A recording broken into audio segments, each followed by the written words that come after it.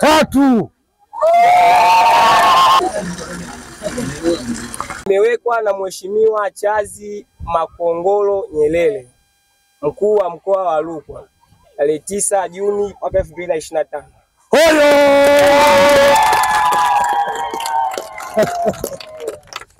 Mheshimiwa mkuu wa mkoa, shughuli zilizotekelezwa kupitia mradi huu ni kama ifuatavyo: utafiti wa vyanzo vya maji chini ya ardhi na uchimbaji wa kisima kirefu uliofanywa na RUWASA kupitia idara ya uchimbaji, ujenzi wa miundombinu ya huduma ya maji uliohusisha ujumbe ya mitambo yani power house, vichoteo vya maji point source, chemba ya kisima. Ujenzi huu umefanywa na mkandarasi Council Construction and Engineering Service Limited. Usambazaji na ufungaji wa tanki la kuhifadhia maji uliotekelezwa na Mzabuni Rozia Plastic Industries Limited. Usambazaji na ufungaji wa pampu ya maji uliofanywa na Davis Sheet Tanzania Limited. Gharama ya jumla ya utekelezaji wa mradi huu ni shilingi milioni 75 ambazo zimegharimiwa na serikali kwa lengo la kuboresha huduma ya maji kwa wananchi wa Ngundwe. Habari ya saizi tena. Munaonaje hali ya maji kwa sasa? Ni mazuri. Alafu naomba niwaulize, sijui kijiji hiki ni vipi, lakini katika vijiji vingine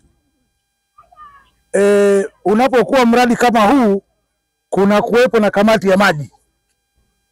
Hapa vipi? Ipo, itakuwepo.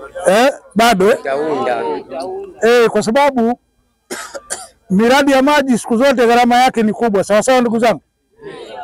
Na mradi mzuri wa maji ni ule ambao serikali kupitia uongozi wa Mama Samia leo imejitahidi, imetoa milioni 75 kujenga mradi huu.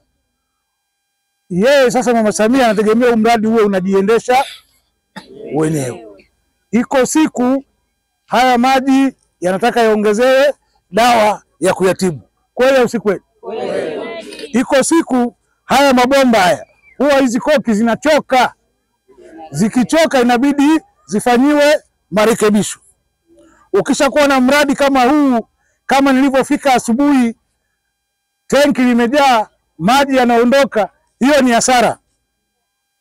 Hiyo ni hasara, na unaweza kujikuta ukifanya hivyo kisima chote mlichoenda kunionyesha pale kinaweza kikaisha, na maji mengi kama hayo yatakuwa yamepotea, yamemwagika chini. Kweli au si kweli?